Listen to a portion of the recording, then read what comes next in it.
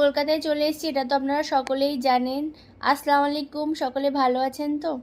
তো যেদিন কলকাতায় এসেছি তার দুদিন পর থেকেই ঘর আর স্কুল খুঁজতে খুঁজতে আমরা পাগল হয়ে গেছি। তার কারণ হাজব্যান্ডের বেশি ছুটি ছিল না, তো ওই জন্যে আর কি ভীষণ তাড়াতাড়ি করতে হচ্ছিল আমাদেরকে। আর এখানে এই ঘরটাকেই আমরা ফাইনাল করেছি, তার কারণ ঘরটা খুব সুন্দর ছিল আর স্কুলও বেশি দূর ছিল না ঘরটা থেকে। তো তাই জন্য হাজব্যান্ড বলল এই ঘরটাই আমাদের জন্য বেস্ট হবে। আর এই সামানগুলো আমি বাড়ি থেকে নিয়ে এসেছিলাম। আর এখানে হাজব্যান্ড রাত 3টে থেকে অপেক্ষা করছে, তার কারণ আজকে আমাদের সামানের গাড়িটা ঢোকার কথা। তার কারণ এই পেট্রোলের প্রবলেম আর কি সব প্রবলেম ছিল, যার কারণে সামান ঢুকতে অনেক দিন সময় লেগে গেছিলো। একদম যেদিন হাজব্যান্ডের ছুটি শেষ সেই দিন সকাল 5টার সময় আর কি সামান সব ঢুকেছে।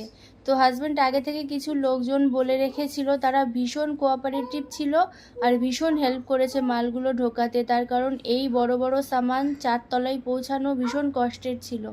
তো যাই হোক, ওরা ভীষণ হেল্প করেছে। তো তারপর সামানগুলো জাস্ট হাজব্যান্ড ঘরে ঢুকিয়েই চলে গেছিলো কাশ্মীর। बाय बाय दादा, मैं स्कूल जाऊंगी। मैं स्कूल जाके बहुत अच्छे से पढ़ाई करूंगी।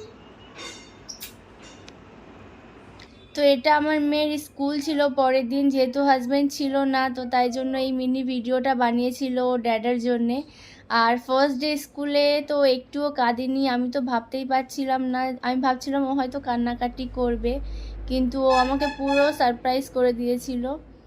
তো স্কুল থেকে তো বাড়ি আসতে চাইছিল না, আমি হাত ধরে ডাকছিলাম তবুও আসতে চাইছিল না। তো এটা দেখে টিচার বলল যে তুমি আজ বাড়ি যাও, কাল আবার আসবে। তো ও তো বাড়ি আসবে না।